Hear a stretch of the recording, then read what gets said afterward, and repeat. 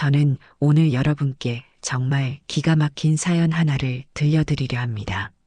새벽 편의점에서 시작된 짧은 대화 하나가 23년간 숨겨졌던 비밀을 폭로하면서 세 사람의 인생을 완전히 뒤바꿔 놓은 이야기입니다.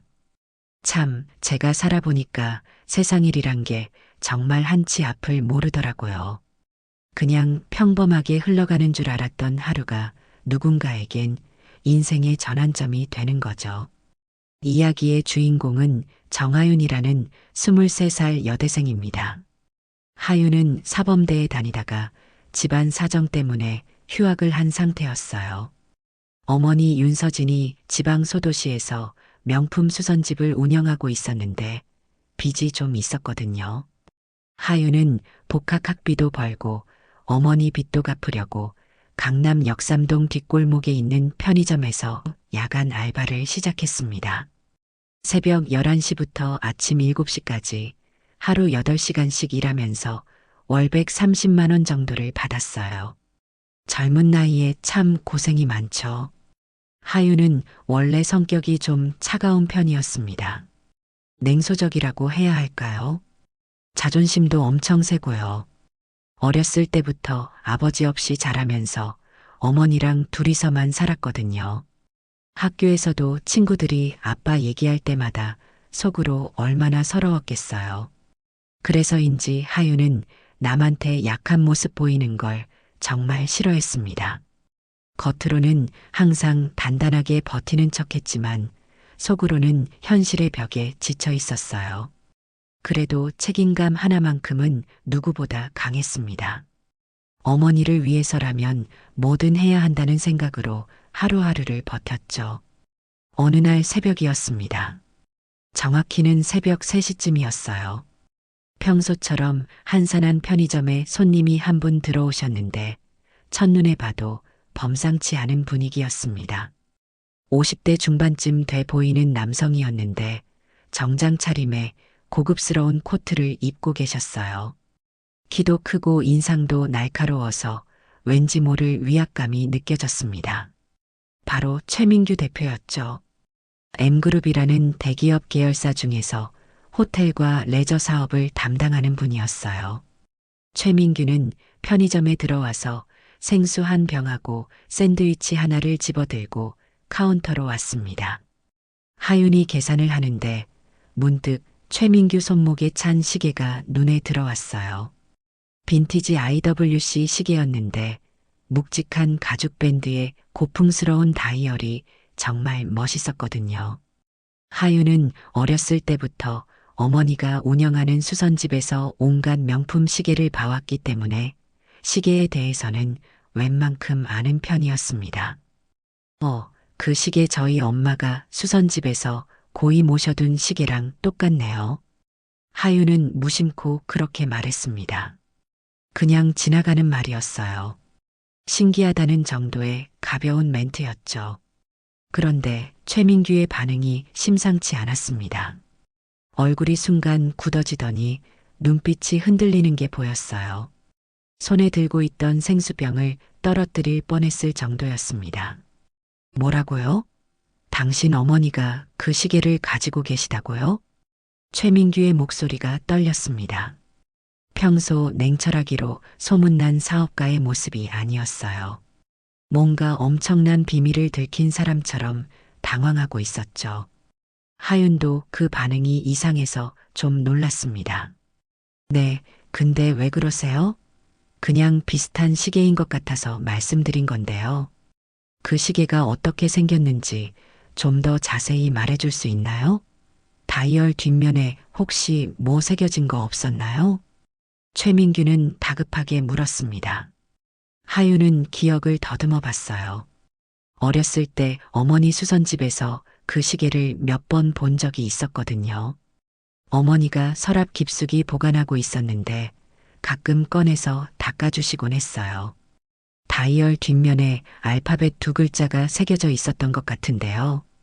SJ였나? 정확하진 않은데 그런 느낌이었어요. 최민규의 얼굴이 창백해졌습니다. SJ.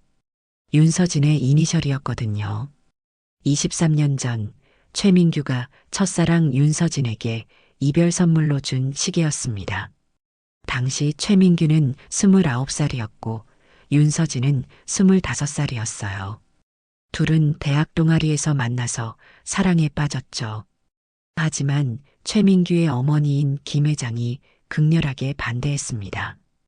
윤서진의 집안이 평범한 서민 가정이었거든요.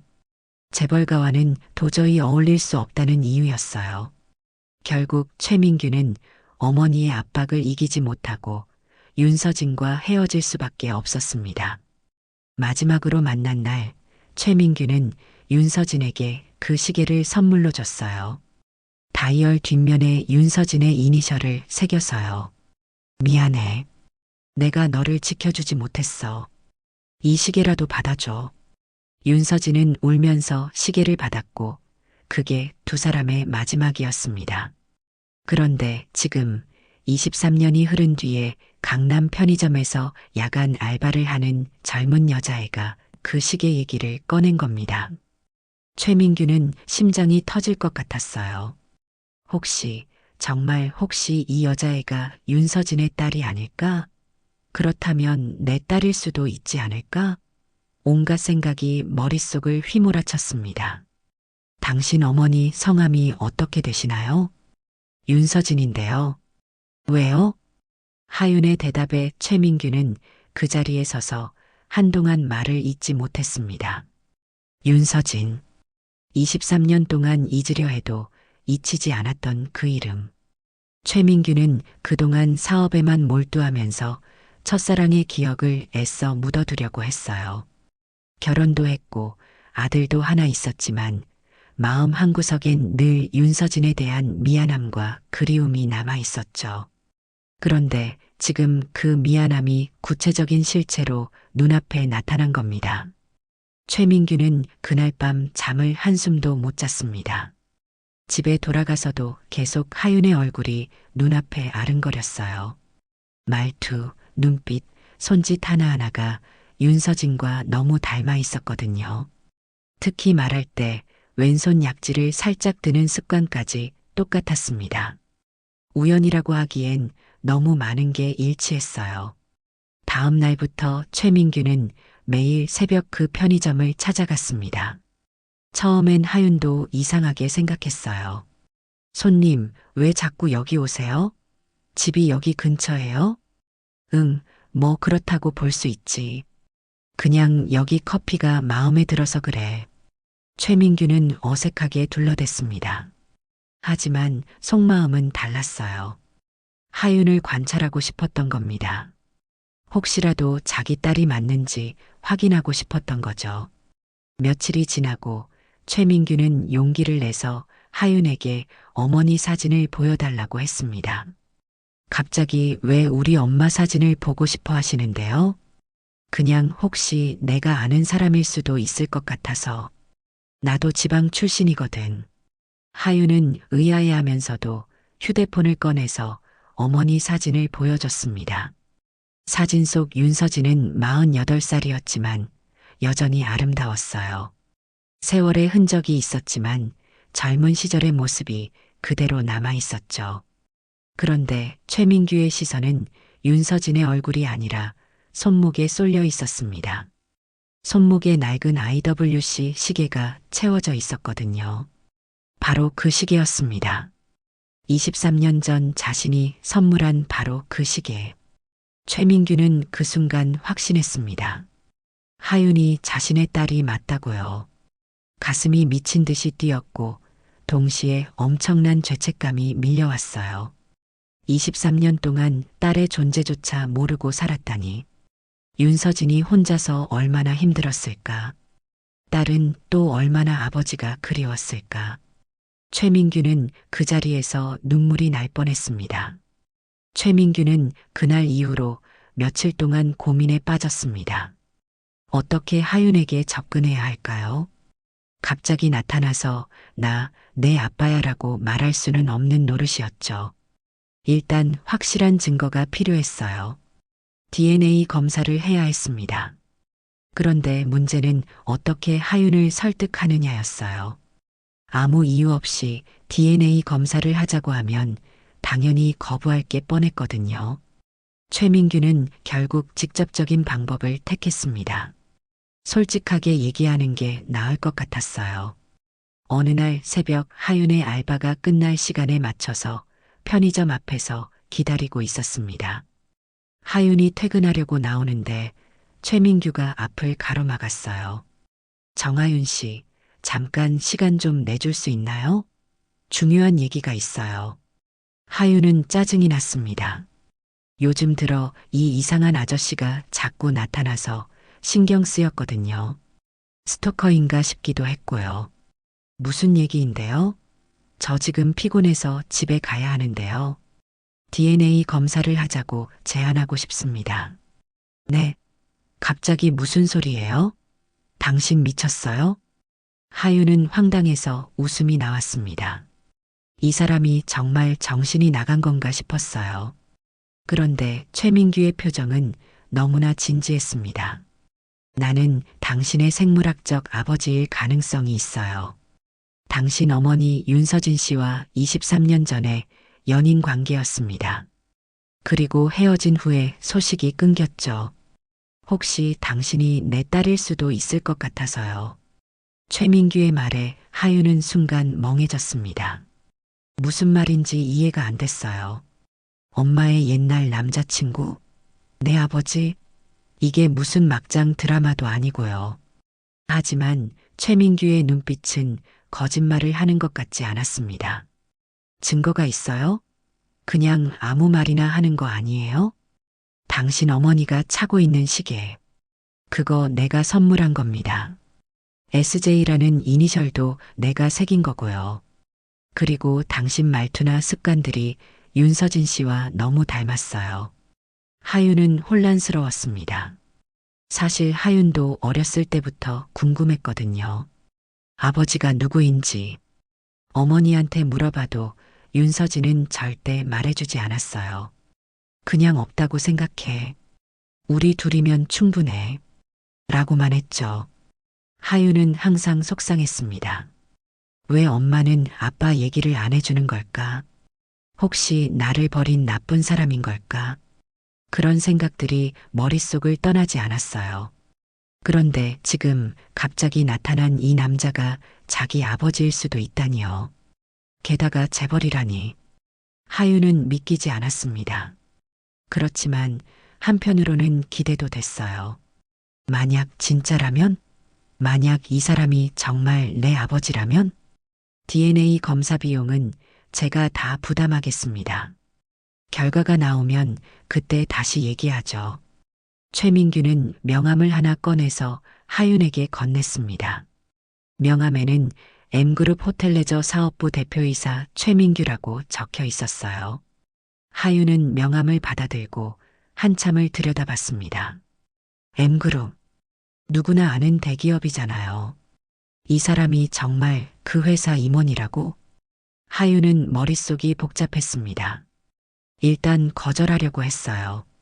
그런데 최민규가 한마디를 더 던졌습니다. 혹시 당신 어머니가 재산 때문에 나한테 접근했던 거 아닌가 하는 의심도 있어요. 그래서 확실히 하고 싶습니다. 그 말에 하윤의 얼굴이 확 굳었습니다. 재산 때문에 접근했다고? 우리 엄마를 뭘로 보는 거야? 하윤은 순간 화가 머리끝까지 치솟았어요. 자존심이 엄청 상했죠. 좋아요. 검사하죠. 근데 결과가 어떻게 나오든 당신이 우리 엄마 모욕한 대가는 치르게 할 겁니다. 하윤은 독하게 말하고는 돌아섰습니다. 최민규는 그런 하윤의 뒷모습을 바라보면서 씁쓸하게 웃었어요. 저 성격도 윤서진을 닮았구나. 강하고 자존심 세고 딸이 맞는 것 같았습니다. 며칠 후 둘은 병원에서 만났습니다. DNA 검사는 생각보다 간단했어요. 구강 상피세포를 채취해서 검사하는 거였거든요. 면봉으로 입안을 살짝 긁어내기만 하면 됐습니다. 결과는 일주일 후에 나온다고 했어요. 그 일주일이 둘에게는 정말 길게 느껴졌습니다. 최민규는 매일 밤 잠을 설쳤어요. 만약 친부녀가 맞다면 어떻게 해야 할까? 윤서진은 지금 어떻게 살고 있을까? 딸한테는 뭐라고 말해야 할까? 온갖 걱정이 꼬리를 물었죠. 하윤도 마찬가지였습니다. 밤마다 천장을 바라보면서 생각했어요. 만약 저 사람이 내 아버지라면 나는 어떤 감정을 느껴야 하는 걸까? 반가울까 아니면 원망스러울까? 드디어 결과가 나왔습니다. 최민규가 먼저 봉투를 받아서 뜯었어요. 검사 결과지에는 선명하게 적혀 있었습니다. 친자 확률 99.9%, 거의 100%에 가까운 수치였죠. 최민규는 종이를 들고 있는 손이 떨렸습니다. 역시 그랬어. 하윤이 내 딸이 맞았어. 하윤도 결과지를 받아들고 읽어봤습니다. 친자 확률 99.9%. 하윤은 멍하니 서 있었어요. 진짜였구나. 이 사람이 정말 내 아버지였구나. 그런데 이상하게 기쁘지가 않았습니다. 오히려 화가 났어요. 왜 이제 와서 나타난 거야? 23년 동안 어디 있었어? 엄마랑 나는 그동안 얼마나 힘들게 살았는데. 이제 어쩔 건데요? 하윤은 차갑게 물었습니다. 최민규는 할 말이 없었어요. 미안하다는 말밖에 떠오르지 않았거든요. 미안해. 정말 미안해. 내가 몰랐어. 만약 알았더라면 절대 이렇게 내버려 두지 않았을 거야. 모르셨다고요? 엄마랑 헤어지고 나서 한 번도 연락 안 하셨잖아요. 궁금하지도 않으셨어요? 엄마가 어떻게 사는지. 하윤의 목소리가 떨렸습니다. 눈물이 날 것 같았지만 꾹 참았어요. 절대 울면 안 돼. 약한 모습 보이면 안 돼. 하윤은 이를 악물었습니다. 최민규는 고개를 숙였습니다. 변명의 여지가 없었어요. 정말 궁금하지 않았냐고 물으면 거짓말이었거든요. 사실 수없이 궁금했습니다. 윤서진이 어떻게 지내는지, 행복한지, 건강한지. 하지만 다시 연락할 용기가 없었어요. 어머니 김 회장의 눈치도 보였고 무엇보다 윤서진을 더 이상 힘들게 하고 싶지 않았거든요. 그래서 그냥 잊으려고 했던 겁니다. 비겁한 선택이었죠. 앞으로 어떻게 할 건지 생각해보고 연락할게요. 일단 저는 엄마한테 확인하고 싶은 게 있어서 고향에 내려가 봐야겠어요. 하윤은 그렇게 말하고는 자리를 떴습니다. 최민규는 그런 하윤을 붙잡지 못했어요. 뭐라고 말해야 할지 몰랐거든요. 하윤은 그날로 고향행 기차표를 끊었습니다. 어머니한테 물어봐야 했어요. 왜 숨겼는지, 무슨 일이 있었는지. 기차 안에서 하윤은 창밖을 바라보면서 어렸을 때 일들을 떠올렸습니다. 초등학교 때 아버지 직업 쓰는 숙제가 있었는데 하윤은 빈칸으로 냈었어요. 선생님이 왜 안 썼냐고 물어보셨을 때 하윤은 아빠가 없어요라고 대답했죠. 그때 반 아이들이 웅성거리던 소리가 아직도 귓가에 맴돌았습니다. 중학교 때는 어버이날이 제일 싫었어요. 다들 카네이션 2송이를 준비하는데 하윤은 1송이만 준비했거든요. 엄마 것만요. 기차가 고향역에 도착했을 때는 저녁 6시쯤이었습니다. 하윤은 집까지 걸어가면서 마음을 가다듬었어요. 어떻게 말을 꺼내야 할까? 엄마가 놀라시지 않을까? 집 앞에 도착했을 때 윤서진은 마당에서 빨래를 걷고 있었습니다. 하윤아, 갑자기 웬일이야? 전화도 없이? 윤서진은 깜짝 놀라면서 반가워했어요. 그런데 하윤의 표정을 보고는 뭔가 심상치 않다는 걸 눈치챘습니다. 엄마 안에 들어가서 얘기 좀 해요. 둘은 집 안으로 들어갔습니다. 거실에 마주 앉았어요. 하윤은 한참을 말을 꺼내지 못하다가 결국 입을 열었습니다. 엄마, 최민규라는 사람 알죠? 윤서진의 얼굴이 순간 하얗게 질렸습니다. 윤서진은 딸의 물음에 아무 말도 하지 못했습니다. 그 이름을 듣는 순간 23년 전의 기억들이 한꺼번에 밀려왔거든요. 최민규, 그토록 사랑했지만 결국 함께할 수 없었던 사람. 윤서진은 떨리는 손으로 물잔을 집어들었어요. 어떻게 그 이름을 알았니? 만났어요. 아니, 그 사람이 저를 찾아왔어요. DNA 검사까지 했고요. 결과는 친부녀가 맞다고 나왔습니다. 하윤의 말에 윤서진은 물잔을 떨어뜨릴 뻔했습니다. DNA 검사까지 했다고? 그럼 이제 모든 게 들통난 거잖아요. 윤서진은 고개를 떨구었어요. 엄마, 왜 숨기셨어요? 제 아버지가 누군지 왜 말 안 해주셨어요? 23년 동안 저 혼자 얼마나 궁금했는지 알아요?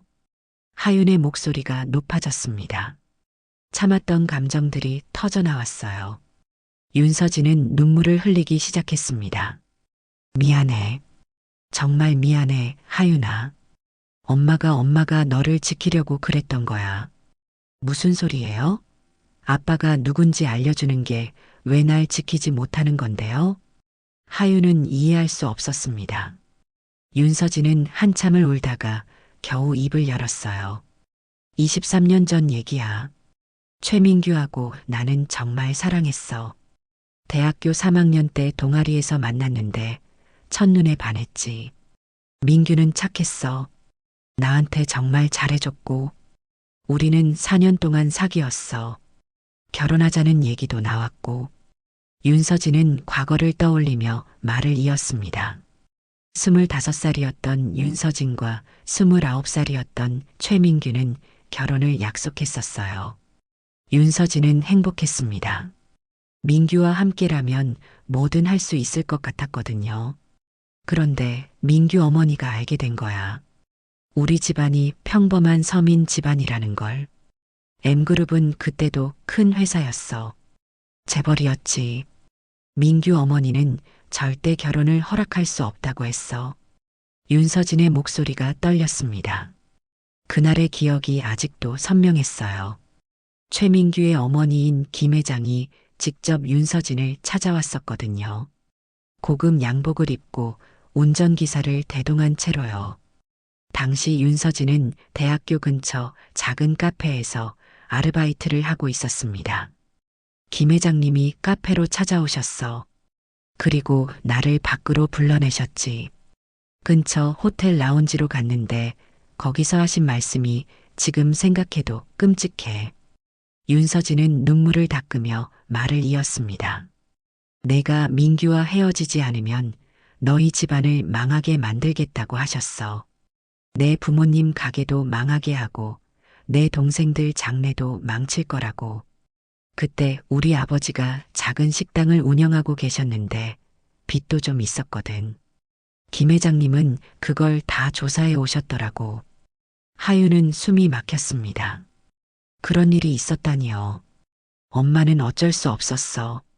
가족들을 지켜야 했으니까. 그래서 민규한테 먼저 이별을 통보했지. 민규는 울면서 매달렸어. 같이 도망가자고, 엄마 몰래 결혼하자고. 근데 나는 그럴 수 없었어. 민규까지 힘들게 만들고 싶지 않았거든. 윤서진은 흐느끼기 시작했습니다.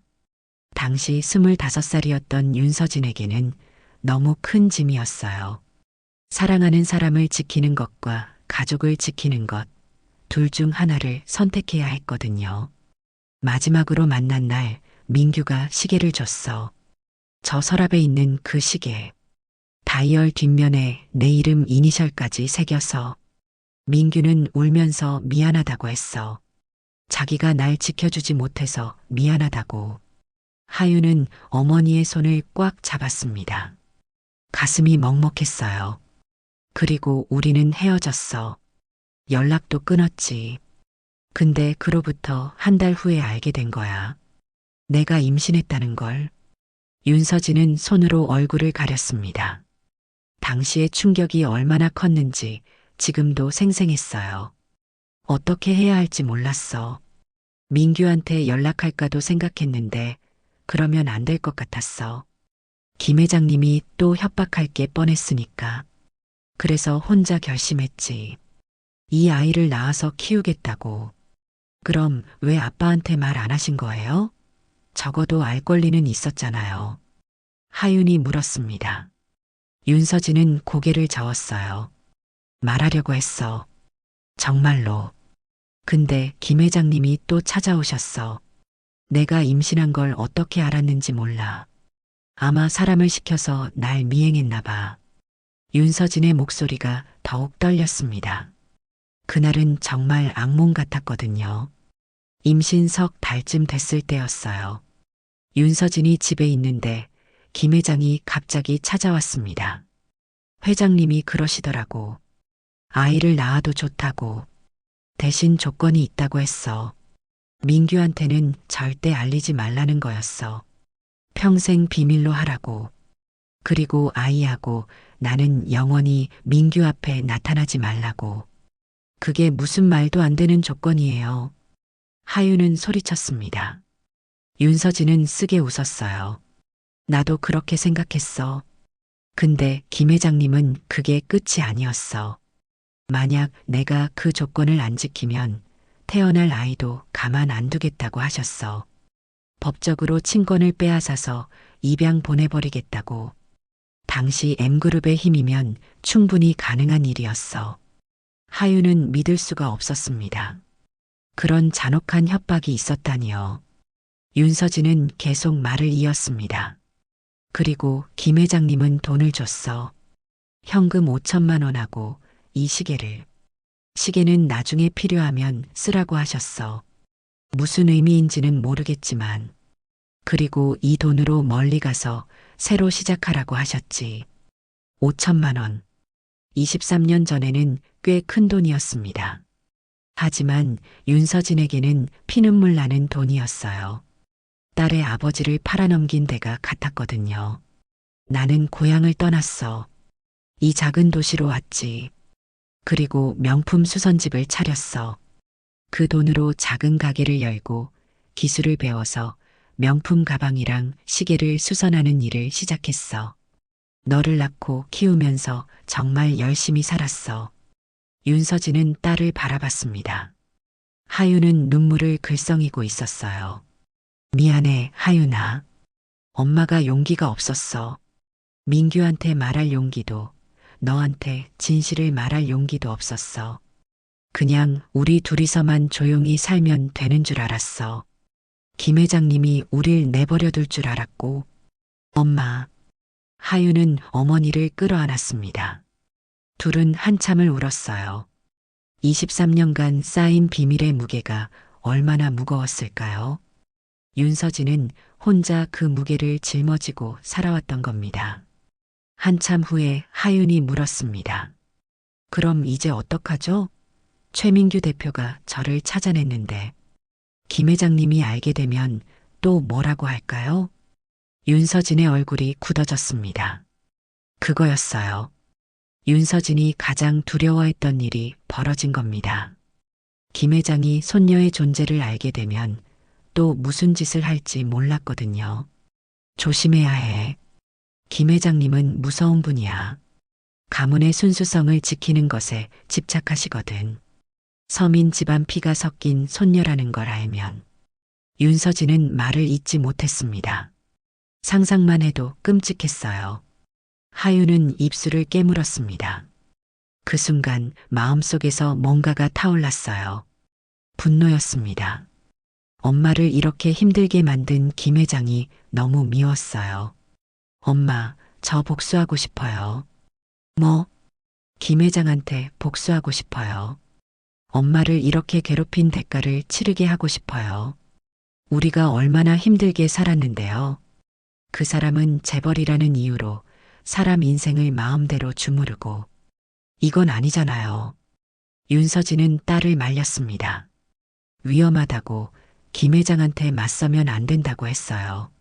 하지만 하윤의 결심은 확고했습니다. 엄마, 저 이제 가만히 있지 않을 거예요. 최민규 대표를 이용할 거예요. 그 사람의 힘을 빌려서 김 회장한테 맞설 거예요. 하윤의 눈빛이 차갑게 빛났습니다. 서울로 돌아온 하윤은 최민규에게 연락을 했습니다. 만나자고요. 최민규는 바로 응했어요. 둘은 최민규의 사무실 근처 조용한 카페에서 만났습니다. 저녁 7시쯤이었는데 카페는 한산했어요. 어머니를 만났나요? 최민규가 먼저 물었습니다. 하유는 고개를 끄덕였어요. 네, 다 들었어요. 23년 전에 무슨 일이 있었는지. 최민규의 얼굴이 어두워졌습니다. 아마 윤서진이 전부 얘기했나 보다고 생각했어요. 미안해. 내가 너와 어머니를 지켜주지 못했어. 당시에는 정말 몰랐어. 어머니가 서진 씨를 협박했다는 것도, 내가 태어났다는 것도. 최민규의 목소리에 진심이 담겨 있었습니다. 하유는 그걸 느낄 수 있었어요. 이 사람도 피해자였구나. 김 회장 때문에 첫사랑도 잃고 딸도 잃었던 거잖아요. 사과는 필요 없어요. 그것보다 제한이 있어요. 제한? 최민규가 눈을 깜빡였습니다. 하유는 차분하게 말했어요. 저를 따님으로 인정해 주세요. 그리고 당신 회사에 인턴으로 넣어주세요. 제가 직접 M그룹이 어떻게 돌아가는지 보고 싶어요. 최민규는 예상치 못한 제안에 놀랐습니다. 딸로 인정하라는 건 당연하다고 쳐도 회사에 들어오고 싶다니요? 왜 회사에 들어오고 싶은데? 김 회장을 만나고 싶어요. 제 할머니잖아요. 그리고 그분이 어떤 사람인지 직접 보고 싶어요. 하윤의 눈빛이 날카로웠습니다. 최민규는 순간 불안해졌어요.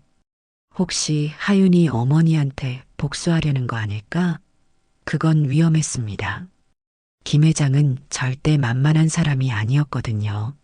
하윤아, 위험해.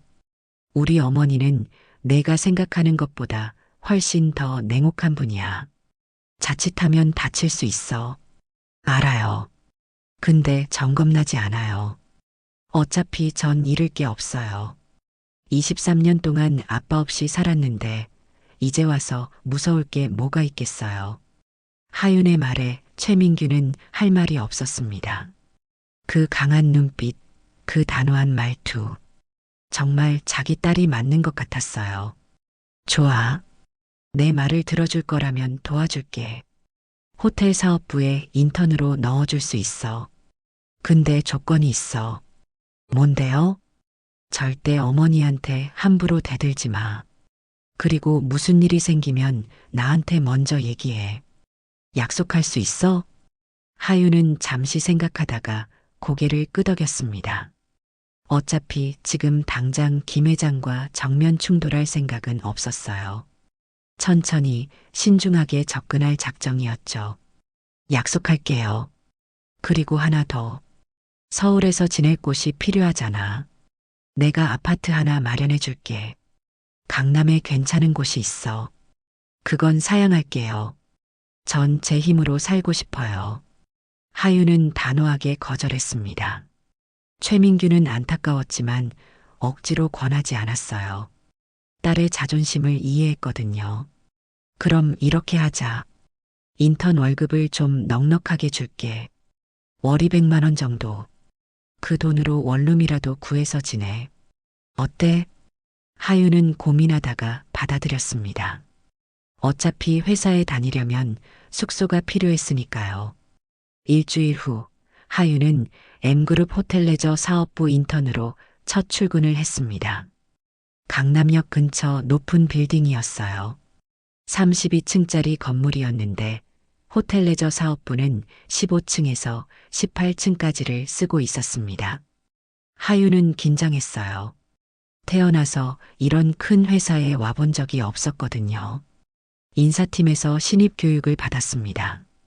회사 규칙, 업무 프로세스, 보안 수칙 같은 것들이었어요. 함께 들어온 인턴들은 모두 명문대 출신들이었습니다. 서울대, 연대, 고대. 하유는 지방 사범대 휴학생이었으니까 좀 위축될 만도 했는데 전혀 그러지 않았어요. 오히려 당당했습니다. 하윤 씨는 어느 학교 다니세요? 옆에 앉은 남자 인턴이 물었습니다.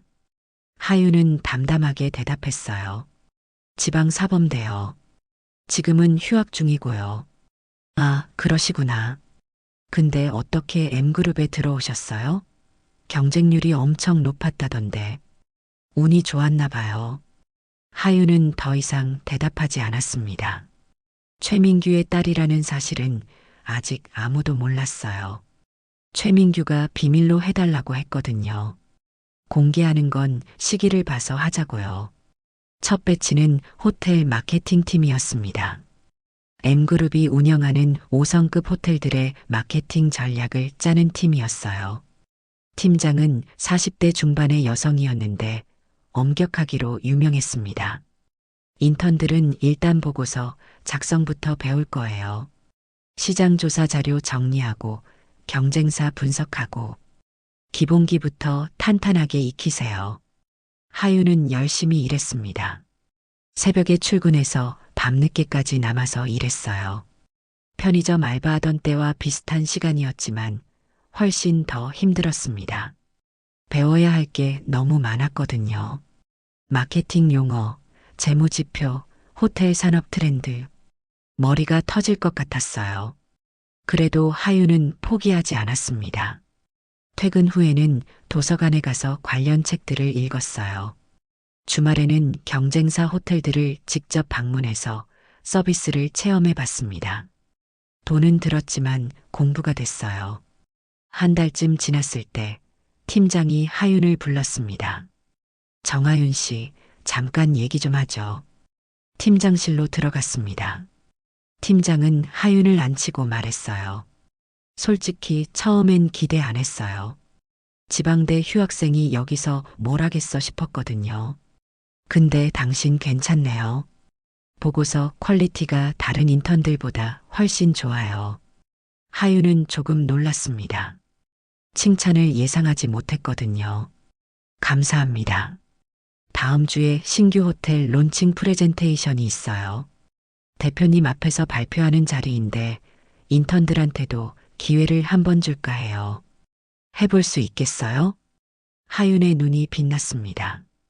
최민규 앞에서 발표할 기회라니요. 그리고 혹시 그 자리에 김 회장도 올까요? 할 수 있습니다. 좋아요. 준비 열심히 하세요. 기대할게요. 하윤은 팀장실을 나와서 주먹을 꽉 쥐었습니다. 드디어 기회가 왔어요.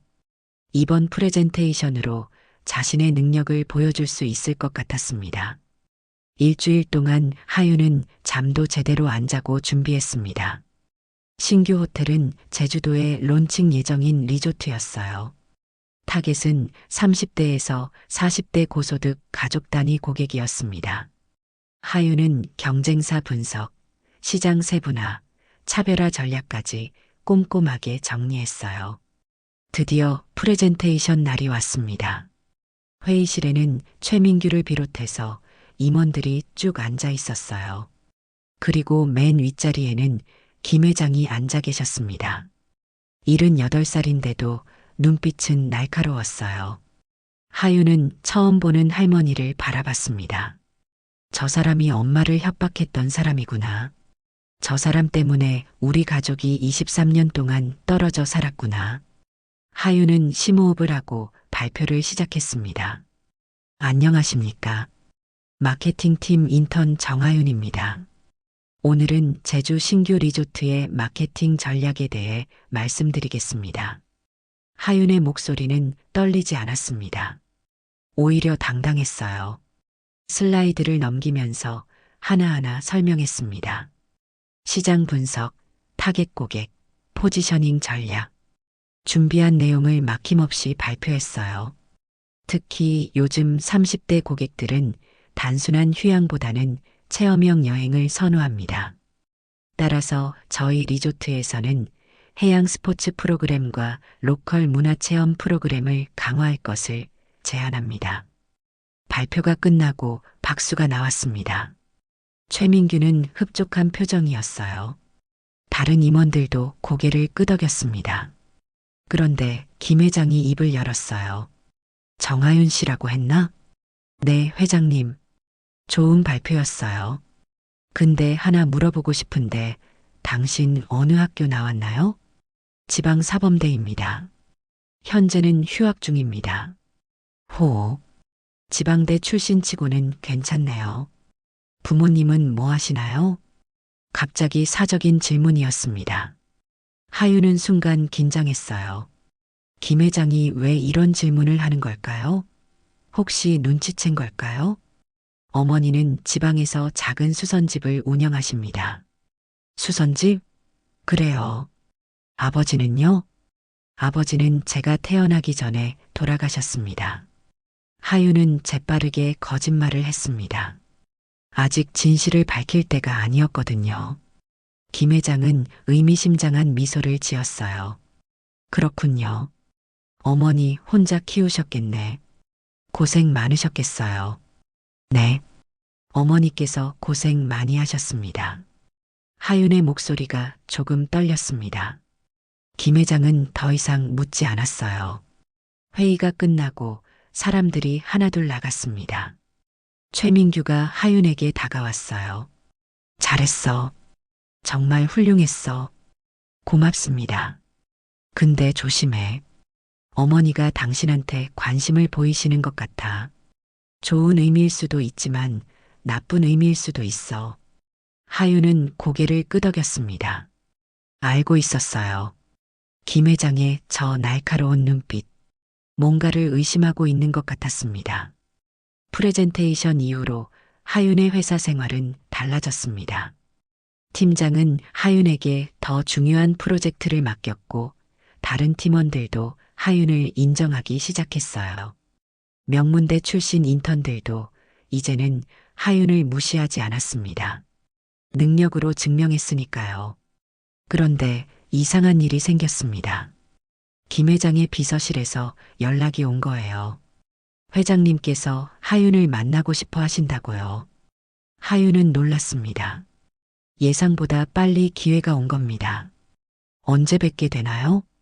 내일 오후 3시에 회장님 집무실로 오시면 됩니다. 33층입니다. 하윤은 전화를 끊고 한참을 생각했습니다. 김 회장이 왜 자신을 부르는 걸까요? 혹시 정체를 눈치챈 걸까요? 아니면 정말 능력을 인정해서 부르는 걸까요? 어느 쪽이든 조심해야 했어요. 다음 날 오후 3시 하윤은 33층에 올라갔습니다.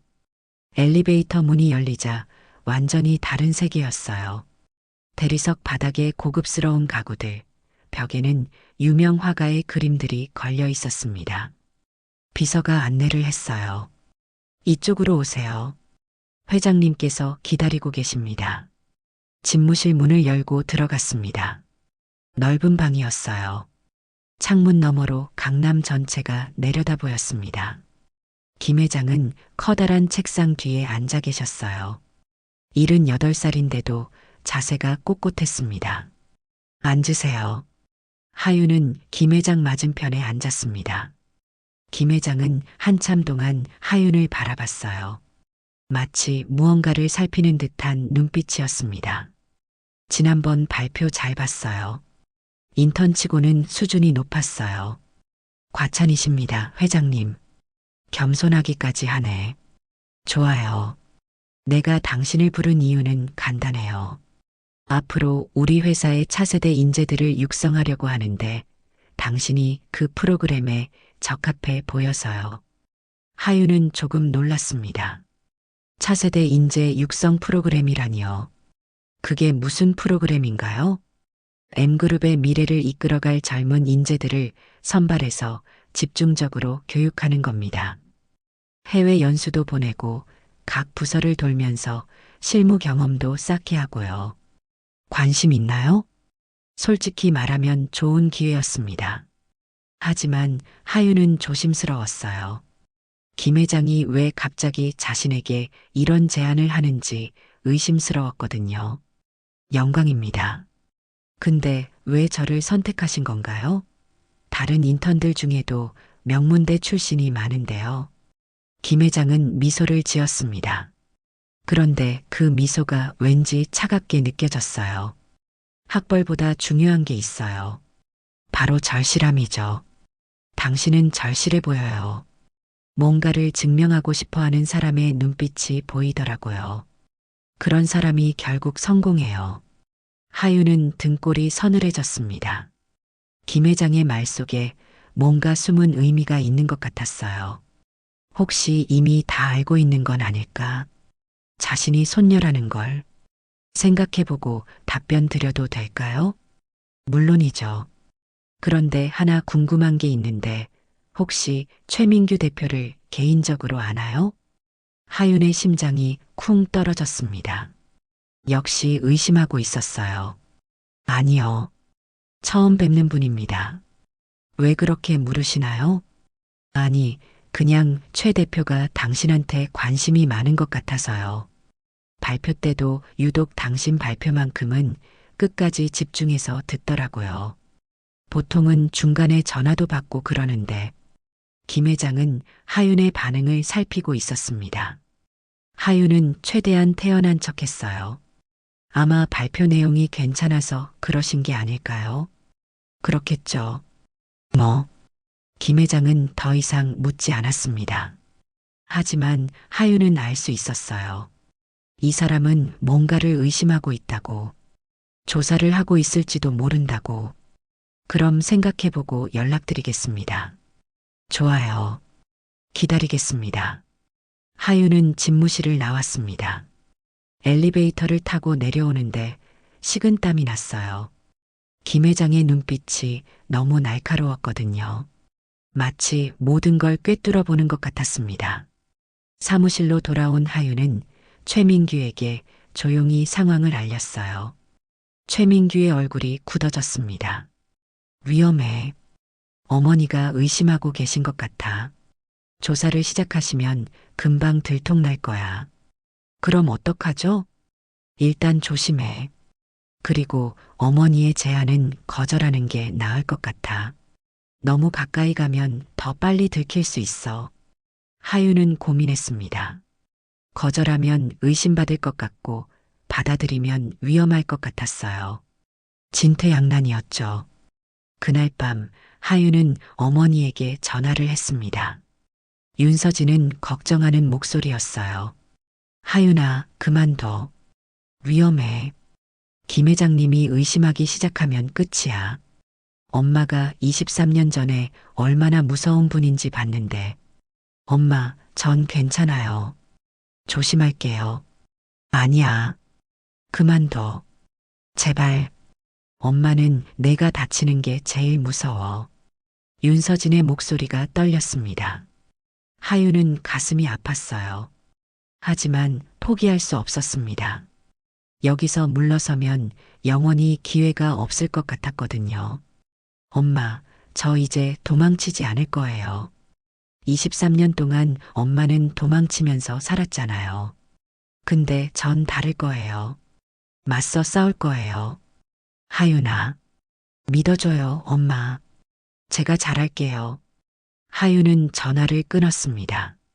창밖을 바라봤어요. 강남의 불빛들이 반짝이고 있었습니다. 저 불빛들 속 어딘가에 김 회장도 있겠죠. 하윤은 결심을 굳혔습니다. 절대 지지 않겠다고. 며칠 후 하윤은 김 회장에게 답변을 전했습니다. 프로그램에 참여하겠다고요. 김 회장은 만족스러워했어요. 좋은 선택이에요. 앞으로 잘 지켜볼게요. 그렇게 하윤은 김 회장의 감시 아래 들어갔습니다. 위험했지만 동시에 기회이기도 했어요. 가까이에서 김 회장을 관찰할 수 있었으니까요. 차세대 인재 프로그램은 강도가 셌습니다. 매주 토요일에는 특별 강의가 있었고 평일에는 각 부서를 돌면서 실무를 배웠어요. 재무팀, 인사팀, 전략기획팀. 하윤은 모든 부서에서 최선을 다했습니다. 그러던 어느 날 김 회장의 비서가 하윤을 불렀어요. 회장님께서 주말에 별장에서 열리는 가족 모임에 초대하셨습니다. 차세대 인재들도 참석하라고 하셨어요. 가족 모임. 하윤은 긴장했습니다.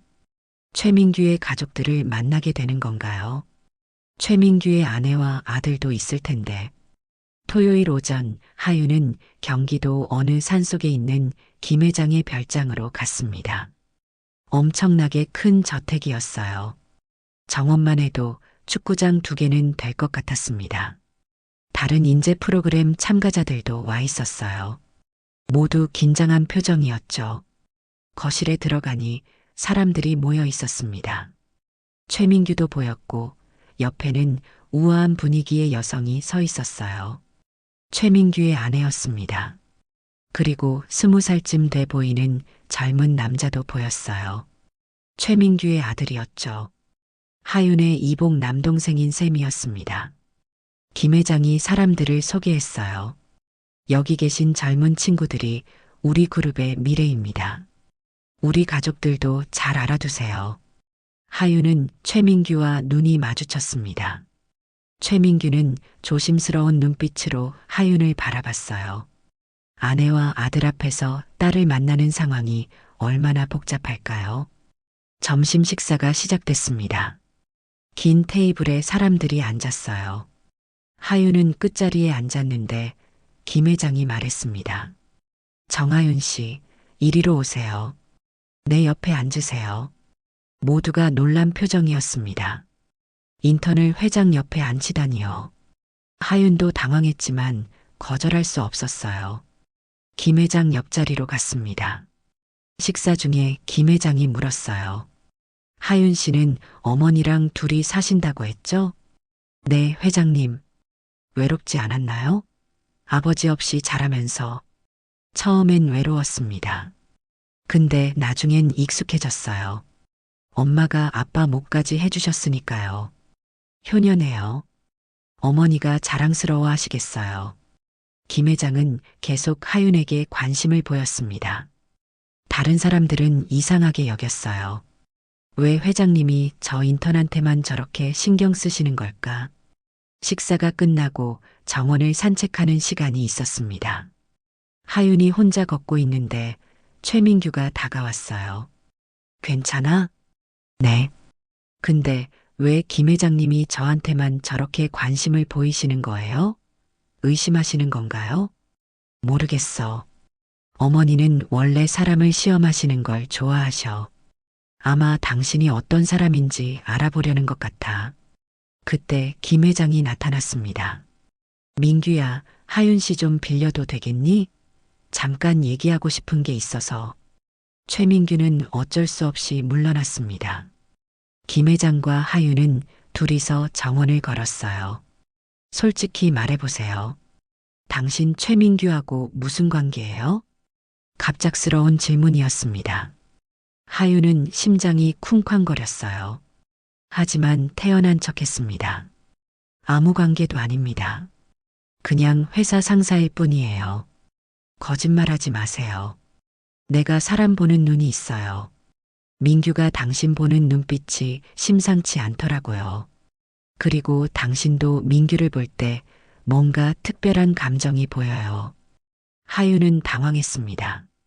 김 회장이 생각보다 훨씬 더 예리했어요. 정말 아무것도 아닙니다. 혹시 제가 뭔가 잘못한 게 있나요? 김 회장은 하윤을 빤히 바라봤습니다. 한참 후에 말했어요. 지켜보고 있을 거예요. 만약 당신이 우리 가족에게 해가 되는 존재라면 가만히 안 둘 겁니다. 23년 전에도 그랬듯이 23년 전이라는 말에 하윤은 온몸이 굳었습니다. 김 회장이 알고 있는 걸까요? 아니면 그냥 우연히 한 말일까요? 무슨 말씀이신지 모르겠습니다. 곧 알게 될 거예요. 김 회장은 그렇게 말하고는 돌아갔습니다. 하윤은 그 자리에 멍하니 서 있었어요. 두려웠습니다. 김 회장이 진짜 위험한 사람이라는 걸 느꼈거든요. 별장에서의 만남 이후 하윤은 조심스러워졌습니다.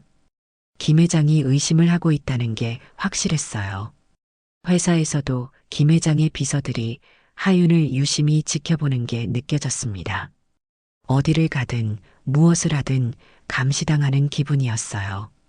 최민규도 걱정이 많았습니다. 어느 날 저녁 둘은 조용한 식당에서 만났어요. 하윤아, 너무 위험해. 어머니가 조사를 시작하신 것 같아. 내 주변 사람들한테도 내 얘기를 물어보시더라. 그럼 어떡하죠? 이대로 포기해야 하나요? 하윤의 목소리에 좌절감이 묻어났습니다. 여기까지 왔는데 포기하고 싶지 않았거든요. 최민규는 한숨을 쉬었어요. 한 가지 방법이 있긴 해. 먼저 공개하는 거야. 어머니가 알아내시기 전에 우리가 먼저 밝히는 거지. 그럼 어떻게 되는데요? 어머니는 화내시겠지. 엄청 화내실 거야. 근데 이미 공개된 상황이면 함부로 하지는 못하실 거야. 대외적인 이미지도 있고 회사 주주들 눈치도 봐야 하니까. 하윤은 고민했습니다. 공개하는 게 답일까요? 아니면 더 위험해질까요? 시간을 좀 더 주세요. 제가 생각 좀 해볼게요. 알았어. 근데 너무 오래 끌면 안 돼. 어머니가 먼저 알아내시면 정말 위험해질 수 있어. 그날 밤 하윤은 집에 돌아와서 잠을 이룰 수 없었습니다. 창밖을 바라보면서 계속 생각했어요. 어떻게 해야 할까? 어떻게 하면 김 회장에게 복수할 수 있을까? 그냥 공개하는 것만으로는 부족했습니다. 뭔가 더 확실한 방법이 필요했어요. 다음 날 회사에서 이상한 소문이 돌기 시작했습니다. 정하윤이 최민규 대표의 숨겨진 딸이라는 소문이었어요. 누가 퍼뜨린 건지 알 수 없었지만 순식간에 회사 전체로 퍼졌습니다. 하윤은 당황했어요. 누가 이런 소문을 낸 걸까요? 사람들은 하윤을 쳐다보면서 수군거렸습니다. 저 인턴이 대표님 딸이래. 진짜? 그럼 왜 숨긴 거야? 혼의 자식인가 봐. 재벌가는 원래 그런 일이 많잖아. 하윤은 견디기 힘들었습니다. 사람들의 시선이 너무 부담스러웠거든요. 팀장이 하윤을 불렀어요. 하윤 씨, 소문이 사실인가요? 저도 잘 모르겠습니다. 갑자기 이런 소문이 나서 당황스러워요. 팀장은 복잡한 표정이었습니다. 일단 인사팀에서 조사 들어간대요. 며칠 동안 집에서 대기하세요. 하윤은 회사에서 쫓겨났습니다. 집으로 돌아오는 길에 최민규에게 전화가 왔어요. 하윤아, 괜찮아? 누가 소문을 낸 거예요? 어머니야. 어머니가 의도적으로 소문을 퍼뜨리신 것 같아. 우리를 시험하시는 거지. 하윤은 화가 났습니다. 김 회장이 이렇게까지 비열한 수를 쓸 줄은 몰랐어요. 그럼 이제 어떻게 되는 건데요? 어머니가 날 부르셨어. 저녁에 집으로 오라고. 아마 따지실 것 같아. 저도 같이 갈게요. 안 돼. 위험해. 전 괜찮아요. 오히려 좋아요. 이제 김 회장 앞에서 당당하게 말할 수 있는 기회잖아요. 최민규는 말렸지만 하윤은 고집을 부렸습니다. 결국 둘은 함께 김 회장의 집으로 갔어요. 저녁 7시 김 회장의 저택에 도착했습니다. 평창동에 있는 대저택이었어요. 대문을 들어서자 넓은 정원이 펼쳐졌고 그 끝에 3층짜리 저택이 있었습니다. 하윤은 긴장했지만 당당하게 걸어 들어갔어요. 거실에는 김 회장이 앉아 계셨습니다. 얼굴이 차갑게 굳어 있었어요. 민규야, 설명 좀 해봐. 소문이 사실이야? 죄송합니다, 어머니. 사실입니다. 하윤이 제 딸이 맞습니다. 김 회장의 얼굴이 더욱 차갑게 변했습니다. 언제부터 알았어? 석 달 전쯤입니다. 우연히 알게 됐어요. 우연히? 그게 말이 돼? 23년 동안 모르다가 갑자기 우연히 알게 됐다고? 김 회장의 목소리가 높아졌습니다. 하윤이 나섰어요. 제가 먼저 아버지를 찾았습니다. 어머니가 가지고 계신 시계를 보고 알게 됐어요. 김 회장은 하윤을 노려봤습니다. 시계? 그 시계를 아직도 가지고 있었어? 네. 어머니가 23년 동안 간직하고 계셨어요. 회장님께서 주신 거잖아요. 엄마를 협박하면서. 하윤의 말에 거실이 조용해졌습니다. 김 회장의 표정이 굳어졌어요. 뭐라고? 내가 뭘 안다고 그런 말을 하는 거야? 다 알아요. 23년 전에 회장님이 우리 엄마를 어떻게 협박했는지. 아이를 낳더라도 아버지한테는 절대 알리지 말라고 하셨죠. 돈 5천만 원하고 시계를 주면서 김 회장은 잠시 당황했지만 곧 냉정함을 되찾았습니다. 그래, 인정해. 내가 그랬어. 그게 어쨌다는 거야? 난 우리 가문을 지키려고 한 거야. 서민 집안 피가 섞이는 걸 막으려고. 그게 정당화되나요? 사람 인생을 망치면서요? 하윤의 목소리가 떨렸습니다. 김 회장은 비웃었어요. 인생을 망쳤다고? 오히려 윤서진한테 기회를 준 거야. 돈도 줬고 조용히 살 수 있게 해줬잖아. 만약 내가 개입하지 않았으면 어땠을 것 같아? 재벌가 며느리로 들어와서 온갖 구박받으면서 살았겠지. 하윤은 주먹을 꽉 쥐었습니다. 화가 치밀어 올랐어요. 구박받는 게 나았을 거예요. 적어도 가족은 함께 있을 수 있었으니까. 회장님이 무슨 권리로 우리 가족을 갈라놓은 건데요? 권리, 돈이 권리야. 힘이 권리지. 세상이 원래 그런 거야. 약한 놈들은 강한 놈한테 밟히는 거야. 김 회장의 말이 너무 냉혹했습니다. 하윤은 눈물이 날 것 같았지만 참았어요. 절대 약한 모습 보이면 안 됐거든요. 최민규가 나섰습니다. 어머니, 그만하세요. 이제 다 끝난 일이잖아요. 하윤은 제 딸이고 전 딸을 인정할 겁니다. 내가 인정한다고 끝나는 게 아니야. 난 절대 인정 안 해. 저 여자는 우리 가문에 들어올 수 없어. 그럼 어쩔 건데요? 저를 또 쫓아내실 건가요? 하윤이 물었습니다. 김 회장은 차갑게 웃었어요. 쫓아낼 필요도 없어. 너 스스로 나가게 만들 테니까. 넌 앞으로 이 업계에서 일 못할 거야. 내가 손을 쓸 테니까. 하윤은 겁나지 않았습니다. 오히려 더 단단해졌어요. 해보세요. 전 안 물러날 거예요. 23년 동안 엄마가 참았던 걸 전 더 이상 참지 않을 거예요. 김 회장과 하윤은 서로를 노려봤습니다. 마치 전쟁터 같았어요. 최민규는 둘 사이에서 어쩔 줄 몰라 했습니다. 결국 하윤은 집을 나왔습니다. 최민규가 따라 나왔어요. 미안해. 어머니가 저렇게까지 하실 줄은 몰랐어. 괜찮아요. 예상했어요. 근데 전 포기 안 할 거예요. 고집 센 건 나 닮았나 봐. 최민규는 쓸쓸하게 웃었습니다. 하윤도 작게 웃었어요. 이상하게도 마음이 조금 가벼워졌습니다. 적어도 김 회장 앞에서 당당하게 말했으니까요. 이제 어떻게 할 거야? 모르겠어요. 일단 엄마한테 가볼게요. 엄마한테 말씀드려야 할 것 같아요. 하윤은 그날 밤 기차를 타고 고향으로 내려갔습니다. 어머니에게 모든 걸 얘기해야 했어요. 기차 안에서 하윤은 창밖을 바라봤습니다. 어둠 속을 달리는 기차처럼 자신의 앞날도 캄캄하게 느껴졌어요. 고향 집에 도착했을 때는 밤 11시가 넘었습니다. 윤서진은 거실에서 하윤을 기다리고 있었어요. 딸의 표정을 보고 무슨 일이 있었는지 짐작했습니다. 김 회장을 만났구나. 네. 그리고 정면으로 부딪혔어요. 하윤은 그날 있었던 일을 전부 얘기했습니다. 윤서진은 딸의 손을 꽉 잡았어요. 미안해. 엄마 때문에 내가 고생하네. 아니에요, 엄마. 이건 제 선택이에요. 전 더 이상 숨고 싶지 않아요. 당당하게 싸우고 싶어요. 윤서진은 딸을 끌어안았습니다. 23년 전에는 자신이 도망쳤지만 딸은 달랐어요.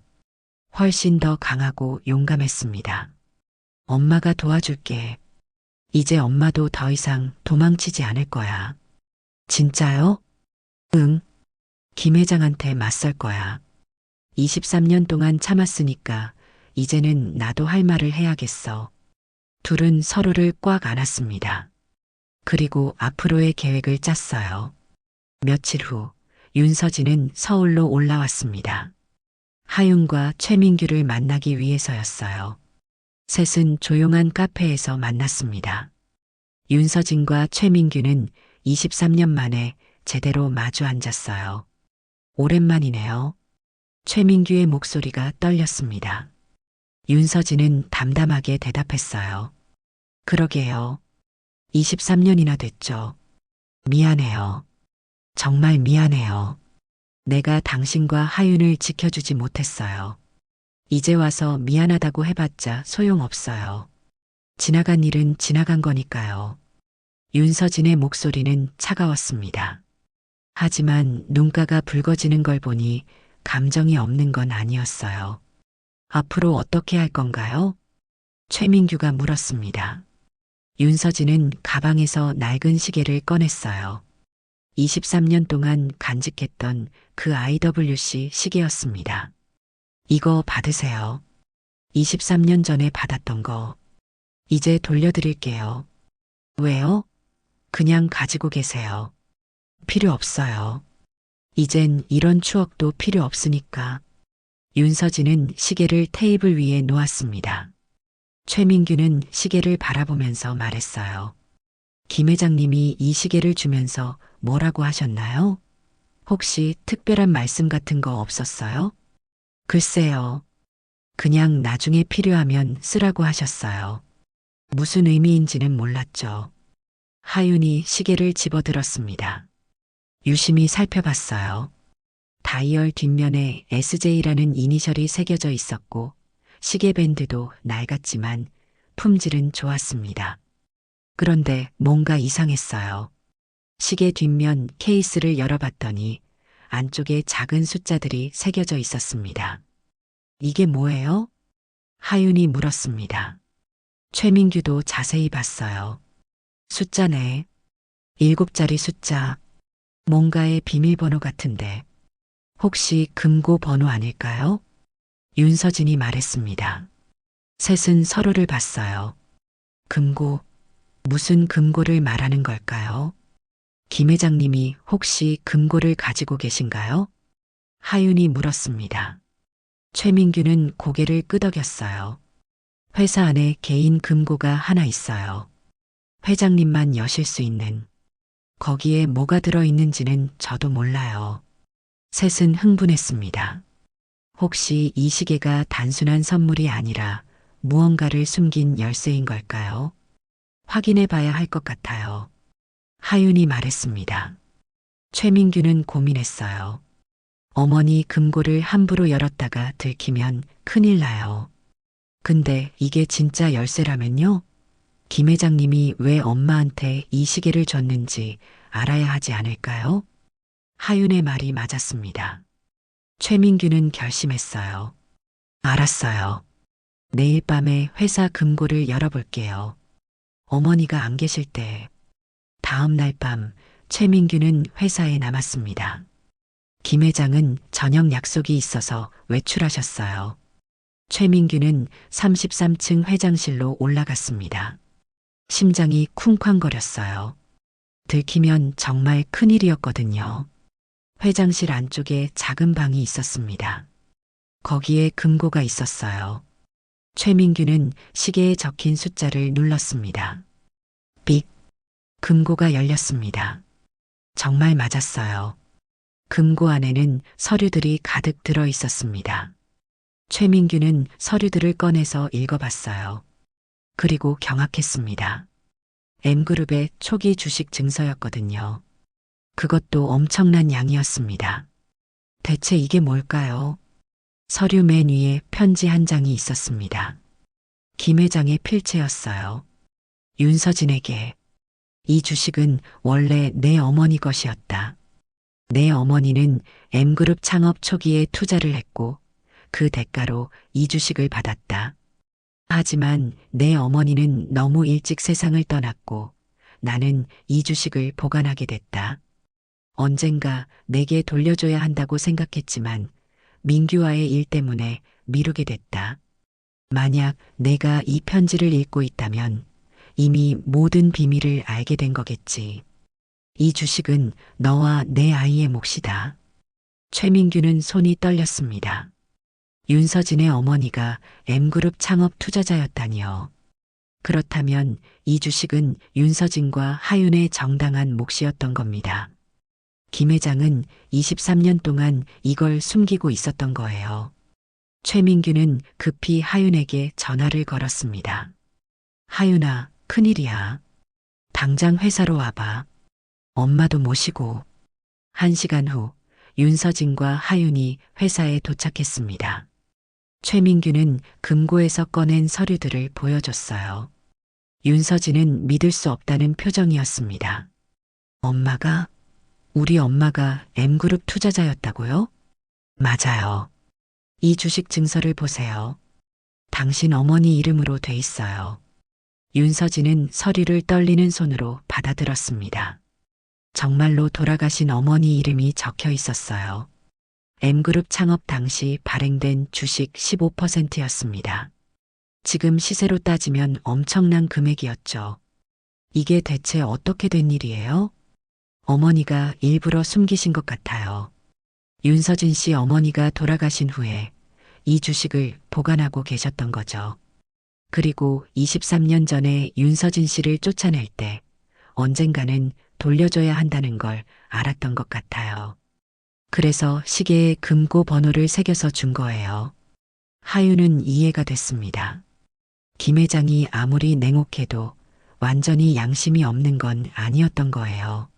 나중에 진실이 밝혀질 거라는 걸 알았고 그때를 대비해서 증거를 남겨놓은 겁니다.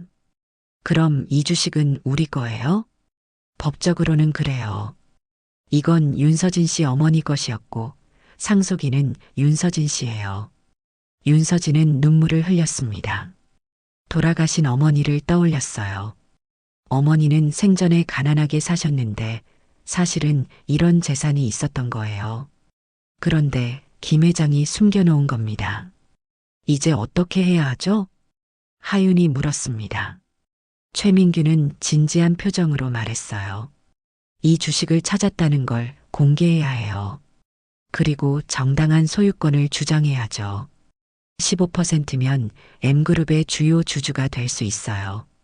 어머니도 함부로 하지 못할 거예요. 하윤은 결심했습니다. 이제야 진짜 복수를 할 수 있는 카드가 생긴 거예요.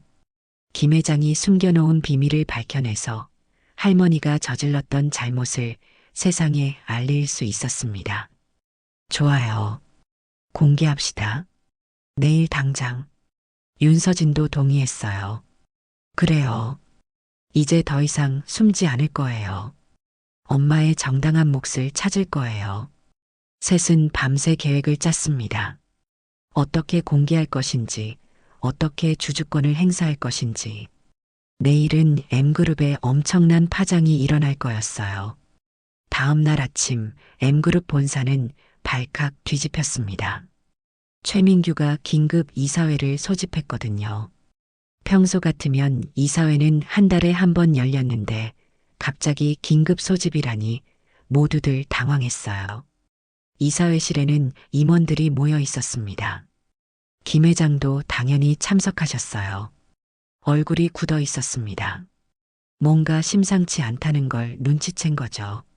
민규야, 무슨 일로 갑자기 이사회를 소집한 거야? 중요한 발표가 있어서 그래요, 어머니. 최민규는 침착하게 대답했습니다.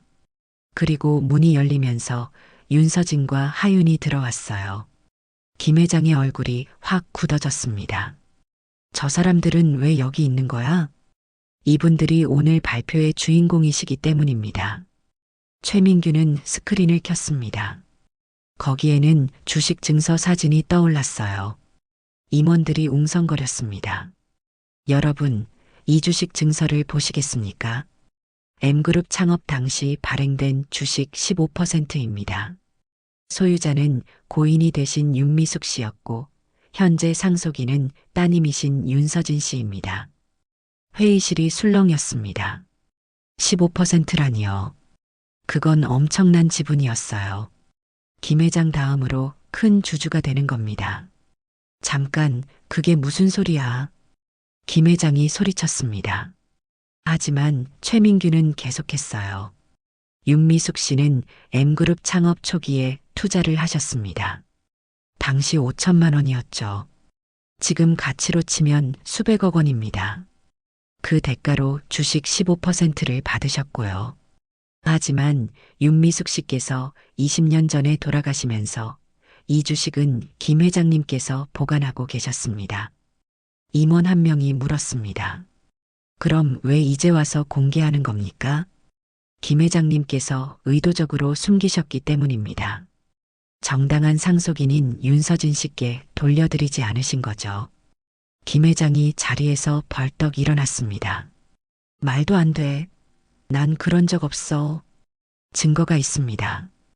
최민규는 김 회장이 쓴 편지를 스크린에 띄웠어요. 김 회장의 필체로 쓰인 편지였습니다. 임원들이 읽어보고는 충격에 빠졌어요. 이 편지는 김 회장님께서 직접 쓰신 겁니다. 윤서진 씨께 주식을 돌려줘야 한다는 걸 알고 계셨던 거죠. 하지만 23년 동안 숨기셨습니다. 김 회장은 할 말을 잃었습니다. 완전히 궁지에 몰린 거예요. 윤서진이 일어나서 말했습니다. 저는 그동안 제 어머니가 이런 투자를 하셨는지 몰랐습니다. 어머니는 생전에 가난하게 사셨거든요. 그런데 사실은 M그룹의 주요 투자자셨던 거예요. 김 회장님은 이 사실을 알고 계셨으면서도 저희에게 알려주지 않으셨습니다. 임원들은 충격을 받았습니다. 김 회장이 이렇게까지 비열한 짓을 하실 줄은 몰랐거든요. 그리고 23년 전 김 회장님은 저를 협박하셨습니다. 아드님이신 최민규 대표와 헤어지라고 하시면서 제가 임신한 사실을 알고도 비밀로 하라고 강요하셨어요. 윤서진의 목소리가 떨렸습니다. 23년간 참았던 감정이 터져나왔어요.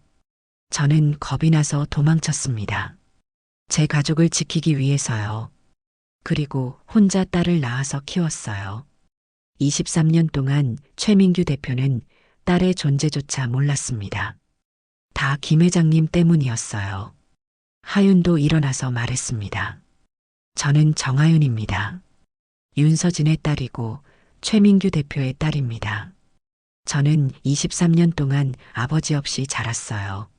학교에서 아버지 얘기가 나올 때마다 얼마나 외로웠는지 아십니까? 친구들이 아빠 얘기할 때마다 저는 숨고 싶었어요. 하윤의 목소리에 진심이 담겨 있었습니다.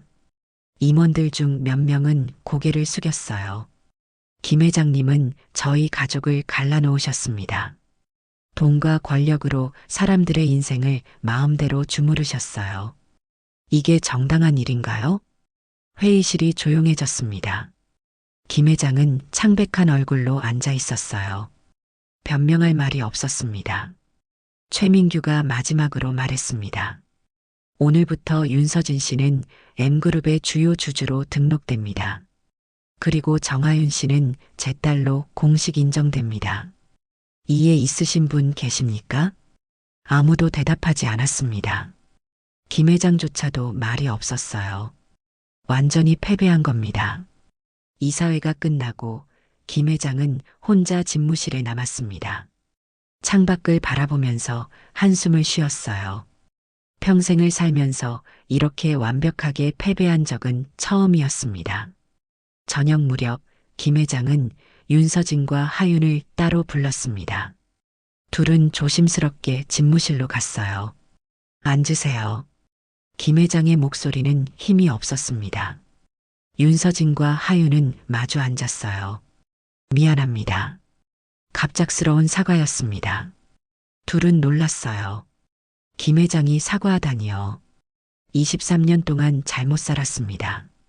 가문의 순수성을 지킨다는 명목으로 사람들을 상처 입혔어요.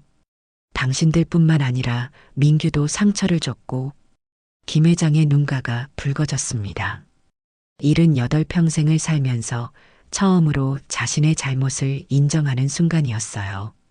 윤서진 씨, 당신 어머니는 좋은 분이었어요. M그룹이 어려울 때 도와주셨죠. 그 은혜를 갚아야 하는데 오히려 따님을 괴롭혔습니다. 정말 죄송해요. 윤서진은 복잡한 심경이었습니다. 미워하고 싶었는데 이렇게 사과를 들으니 마음이 흔들렸어요. 하윤 씨, 당신은 정말 훌륭한 아이예요. 내 손녀가 이렇게 똑똑하고 용감한 줄 몰랐어요. 할머니가 미안해요. 하윤도 눈물이 났습니다. 미워했던 할머니가 이렇게 고개를 숙이니 화가 풀렸어요. 이제 와서 사과한다고 다 용서되는 건 아니에요. 하윤이 말했습니다. 김 회장은 고개를 끄덕였어요. 알아요. 용서받을 자격도 없죠. 그냥 진심으로 미안하다는 말을 하고 싶었어요. 세 사람은 한참을 말없이 앉아 있었습니다. 23년간 쌓인 원한과 상처가 조금씩 녹아내리는 것 같았어요. 회장님, 한 가지만 물어볼게요. 윤서진이 말했습니다. 왜 시계에 금고 번호를 새겨 놓으셨어요? 언젠가 들킬 거라는 걸 아셨잖아요. 김 회장은 쓸쓸하게 웃었습니다. 양심이 있었나 봐요. 아무리 냉혹하게 살려고 해도 마음 한구석에는 죄책감이 남더라고요. 언젠가는 진실이 밝혀져야 한다고 생각했어요. 그래서 증거를 남겨놓은 거예요. 하윤은 조금 이해가 됐습니다. 김 회장도 완전히 나쁜 사람은 아니었던 거예요. 그냥 가문을 지키려는 집착 때문에 잘못된 선택을 했던 겁니다. 이제 어떻게 하실 건가요? 하윤이 물었습니다. 김 회장은 창밖을 바라봤어요. 은퇴할까 봐요. 이제 나이도 많고 몸도 예전 같지 않아요. 민규한테 회사를 맡기고 싶어요. 그리고 당신도 옆에서 도와주면 좋겠어요. 하윤 씨. 하윤은 놀랐습니다. 자신을 도와달라니요. 제가요? 응. 당신은 능력이 있어요. 그리고 민규를 지켜줄 수 있는 사람이에요. 부탁이에요. 하윤은 고민했습니다. 그리고 고개를 끄덕였어요. 생각해 볼게요. 김 회장은 안도한 표정이었습니다. 그로부터 석 달이 지났습니다. M그룹에는 큰 변화가 있었어요. 김 회장은 명예회장으로 물러났고 최민규가 회장직을 승계했습니다. 윤서진은 주요 주주로서 이사회에 참여하기 시작했고 하윤은 정식 직원으로 채용돼서 전략기획팀에 배치됐어요. 회사 사람들은 처음엔 수군거렸습니다. 재벌 집안의 스캔들이라고요.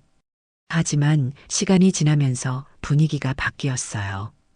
윤서진이 이사회에서 훌륭한 의견을 내놓았고 하윤도 여러 프로젝트에서 뛰어난 성과를 보여줬거든요. 능력으로 인정받은 겁니다. 어느 토요일 오후 최민규의 별장에서 가족 모임이 있었습니다. 윤서진, 하윤, 최민규, 그리고 김 회장까지 모였어요. 오랜만에 모인 자리였죠. 정원 테이블에 둘러앉아서 차를 마셨습니다. 분위기는 편안했어요. 더 이상 긴장하거나 서로를 경계하지 않았습니다. 하윤아, 요즘 회사 생활은 어때? 최민규가 물었습니다. 하윤은 웃으면서 대답했어요. 바빠요. 근데 재밌어요. 배울 게 많아서 좋아요. 고생이 많구나. 아빠가 너무 무리하게 일 시키는 건 아닌지 모르겠네. 아니에요. 전 괜찮아요. 윤서진이 딸의 손을 잡았습니다. 그래도 건강 챙겨야 해. 너무 무리하지 마. 알았어요, 엄마. 김 회장이 조용히 지켜보고 있었습니다. 이런 평화로운 가족의 모습이 얼마나 오랜만인지 몰라요. 김 회장은 흐뭇하게 웃었습니다. 참 보기 좋구나. 우리 가족이 이렇게 함께 있는 게. 회장님도 이제 편하게 쉬세요. 몸 관리 잘하시고요. 윤서진이 말했습니다. 김 회장은 고개를 끄덕였어요. 고마워요, 서진 씨. 당신이 이렇게 너그럽게 대해줘서 정말 감사해요. 23년 동안 당신한테 정말 미안한 마음뿐이었어요. 이제 다 지난 일이에요. 앞으로 잘하시면 되죠. 윤서진의 말에 김 회장은 눈가가 촉촉해졌습니다. 평생 강하게만 살아왔던 사람이었는데 이제는 많이 부드러워진 것 같았어요. 하윤아, 할머니가 너한테 줄 게 있어. 김 회장이 가방에서 작은 상자를 꺼냈습니다. 하윤이 상자를 열어보니 반지가 들어 있었어요. 아름다운 다이아몬드 반지였습니다. 이건 내가 젊었을 때 시어머니한테 받은 거야. 대대로 내려오는 가보인데 이제 내게 물려주고 싶어. 하윤은 감동했습니다. 가보를 준다는 건 진짜 가족으로 인정한다는 의미였거든요. 할머니, 고마워요. 아니야. 할머니가 더 고마워. 내가 우리 가족에게 와줘서. 둘은 포옹했습니다. 최민규와 윤서진도 그 모습을 보면서 미소를 지었어요. 정말 오랜만에 느끼는 평화였습니다. 저녁 식사 시간이 됐습니다. 식탁에는 윤서진이 직접 만든 음식들이 차려졌어요. 된장찌개, 불고기, 나물 반찬들. 소박하지만 정성이 가득한 음식이었습니다. 와, 서진 씨 요리 솜씨가 정말 좋으시네요. 최민규가 감탄하면서 말했습니다. 윤서진은 쑥스러워했어요. 별거 아니에요. 그냥 집에서 늘 해먹던 거예요. 23년 동안 이런 음식을 못 먹었네. 진작 알았으면 좋았을 텐데. 최민규의 말에 윤서진은 씁쓸하게 웃었습니다. 정말 그랬어요. 23년이라는 시간이 너무 아깝게 느껴졌습니다. 이제라도 함께 있으니 다행이에요. 하윤이 말했습니다. 그 말에 모두가 고개를 끄덕였어요. 식사가 끝나고 거실에서 차를 마시면서 이야기를 나눴습니다. 과거 얘기, 현재 얘기, 미래 계획. 시간 가는 줄 몰랐어요. 하윤아, 너 앞으로 뭐 하고 싶어? 최민규가 물었습니다. 하윤은 잠시 생각하다가 대답했어요. 아직 확실하진 않은데 회사에서 더 배우고 싶어요. 그리고 언젠가는 제가 직접 사업을 해보고 싶어요. 오, 야심이 있구나. 좋아. 아빠가 도와줄게. 혼자 힘으로 하고 싶어요. 도움받지 않고. 하윤의 말에 최민규는 웃었습니다. 역시 자존심이 세네요. 알았어. 그래도 필요하면 언제든 말해. 아빠는 내 편이니까. 고마워요, 아빠. 하윤이 아빠라고 부르자 최민규는 가슴이 뭉클했습니다. 처음 들었을 때도 감동이었는데 지금도 들을 때마다 새롭게 느껴졌어요. 밤이 깊어갔습니다. 김 회장은 먼저 일어났어요. 나는 이만 들어가 봐야겠어. 너희들 천천히 있어. 조심히 들어가세요, 회장님. 윤서진이 배웅했습니다.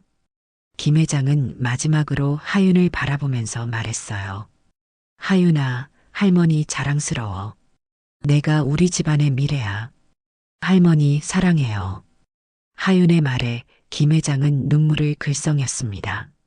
차를 타고 떠나는 김 회장의 뒷모습이 왠지 외로워 보였어요. 남은 세 사람은 거실에서 계속 이야기를 나눴습니다.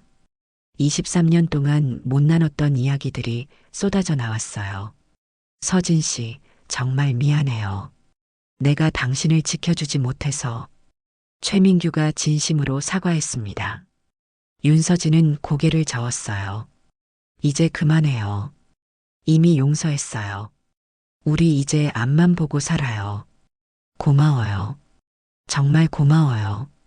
최민규는 윤서진의 손을 잡았습니다. 23년 만에 다시 잡는 손이었죠. 따뜻했습니다. 하윤은 그 모습을 보면서 웃었어요. 부모님이 이렇게 화목한 모습을 보니 마음이 편안했습니다. 엄마, 아빠, 우리 이제 정말 가족이 된 거죠? 그럼, 당연하지. 우리는 가족이야. 최민규가 하윤을 껴안았습니다. 윤서진도 함께 안았어요. 세 사람은 꼭 껴안고 있었습니다.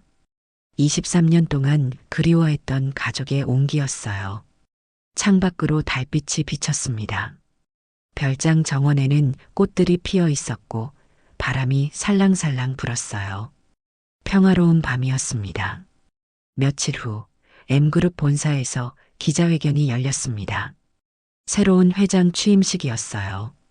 최민규가 단상에 올라서 인사말을 했습니다. 오늘 이렇게 M그룹의 새로운 회장으로 취임하게 됐습니다. 앞으로 우리 그룹은 더욱 투명하고 윤리적인 경영을 하겠습니다. 그리고 가족의 소중함을 아는 기업이 되겠습니다. 청중석에는 윤서진과 하윤이 앉아 있었습니다. 둘은 박수를 쳤어요. 자랑스러웠습니다. 기자회견이 끝나고 한 기자가 질문을 했습니다. 회장님, 최근에 숨겨진 딸을 인정하셨는데 그 과정에서 어려움은 없으셨나요? 최민규는 잠시 생각하다가 대답했어요. 어려움보다는 후회가 컸습니다. 23년이라는 시간을 놓쳤으니까요. 하지만 이제라도 가족이 될 수 있어서 다행입니다. 제 딸 하윤은 정말 훌륭한 사람입니다. 앞으로 우리 그룹의 중요한 일원으로 활약할 겁니다. 기자들은 또 질문했습니다. 윤서진 씨와는 어떻게 되신 건가요? 재결합 계획이 있으신가요? 최민규는 윤서진을 바라봤습니다. 윤서진은 살짝 고개를 끄덕였어요. 최민규는 미소를 지으며 말했습니다. 천천히 생각해 보려고 합니다. 급하게 결정할 일은 아니니까요. 중요한 건 우리가 다시 함께 있다는 거죠. 기자회견은 성공적으로 끝났습니다. 언론에서는 M그룹의 새로운 출발을 긍정적으로 평가했어요. 그날 밤 하윤은 혼자 집에 돌아와서 일기를 썼습니다. 오랜만에 쓰는 일기였어요. 오늘 아빠가 회장으로 취임하셨다. 정말 자랑스러웠다. 엄마도 행복해 보였고, 우리 가족은 23년 동안 떨어져 있었지만, 이제는 함께다. 할머니도 많이 변하셨다. 처음엔 무서웠는데, 이제는 따뜻한 분이라는 걸 알게 됐다. 물론 과거에 하신 일들이 용서되는 건 아니지만, 그래도 노력하시는 모습이 보인다. 나는 행복하다. 정말로. 강남 편의점에서 시작된 일이 이렇게 끝날 줄은 몰랐다. 그 낡은 시계 하나가 우리 가족을 다시 만나게 해줬다. 엄마가 23년 동안 간직했던 시계. 그 시계에는 저주가 아니라 축복이 담겨 있었던 것 같다. 앞으로도 우리 가족은 행복하게 살 거다. 나는 그렇게 믿는다. 하윤은 일기장을 덮었습니다. 창밖을 바라봤어요. 강남의 불빛들이 반짝이고 있었습니다. 저 불빛들 속 어딘가에 가족들이 있겠죠. 엄마, 아빠, 할머니 모두가 제자리를 찾았습니다. 하윤은 서랍에서 그 낡은 시계를 꺼냈습니다. 23년 된 IWC 시계. 엄마가 준 거였어요. 이제는 하윤의 것이 됐습니다. 시계를 손목에 차고 거울을 봤어요. 시계가 잘 어울렸습니다. 고마워, 엄마. 이 시계 덕분에 아빠를 찾았어. 하윤은 혼잣말을 했습니다. 그리고 미소를 지었어요. 내일부터 또 회사에 출근해야 했지만 이제는 두렵지 않았습니다. 가족이 있으니까요. 다음 날 아침 하윤은 회사에 출근했습니다. 전략기획팀 사무실에 들어가니 동료들이 반겨줬어요.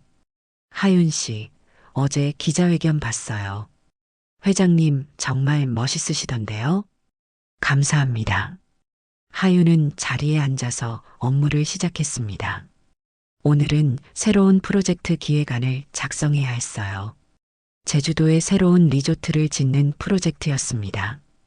점심시간에 최민규가 하윤을 불렀습니다. 회장실로 올라갔어요. 하윤아, 프로젝트 진행 상황은 어때? 잘 되고 있어요. 다음 주까지 기획안 완성할 수 있을 것 같아요. 좋아. 근데 너무 무리하지는 마. 건강이 제일 중요해. 알았어요, 아빠. 최민규는 창밖을 바라보면서 말했어요. 하윤아, 아빠가 하고 싶은 말이 있어. 뭔데요? 고맙다는 말. 내가 나를 찾아줘서 우리 가족을 다시 만나게 해줘서 정말 고마워. 하윤은 아버지의 손을 잡았습니다. 저도 고마워요, 아빠. 저를 받아줘서. 둘은 한참을 말없이 창밖을 바라봤습니다. 강남 거리가 분주하게 움직이고 있었어요. 저 아래 어딘가에 하윤이 일했던 편의점도 있겠죠. 모든 것이 시작된 곳. 저녁이 됐습니다. 윤서진이 회사로 찾아왔어요. 오늘은 셋이 함께 저녁을 먹기로 했거든요. 어디로 갈까? 최민규가 물었습니다. 윤서진이 대답했어요. 그냥 집에서 먹어요. 제가 요리할게요. 좋아요. 엄마 요리가 제일 맛있어요. 하윤이 동의했습니다. 셋은 최민규의 집으로 갔어요. 넓은 아파트였는데 이제는 가족이 함께 사는 집이 될 예정이었습니다. 주방에서 윤서진이 요리를 하는 동안 하윤과 최민규는 거실에서 대화를 나눴어요. 하윤아, 너 행복해? 응, 정말 행복해. 이렇게 가족이랑 함께 있을 수 있어서. 아빠도 행복해. 비록 23년이 늦었지만 이제라도 함께 할 수 있어서 다행이야. 식탁에 음식이 차려졌습니다. 김치찌개, 제육볶음, 시금치나물. 소박한 집밥이었지만 정성이 가득했어요. 자, 다들 많이 먹어요. 윤서진이 밥을 퍼주면서 말했습니다. 셋은 둘러앉아서 식사를 했어요. 행복한 시간이었습니다. 참, 하윤아. 다음 주 토요일에 할머니 생신이야. 가족 모임이 있는데 갈 거지? 당연하죠. 선물도 준비해야겠다. 할머니가 정말 좋아하시겠다. 식사가 끝나고 셋은 소파에 앉아서 TV를 봤습니다. 평범한 가족의 모습이었어요. 23년 동안 그리워했던 바로 그 모습. 밤이 깊어져도 아무도 자리를 뜨지 않았습니다.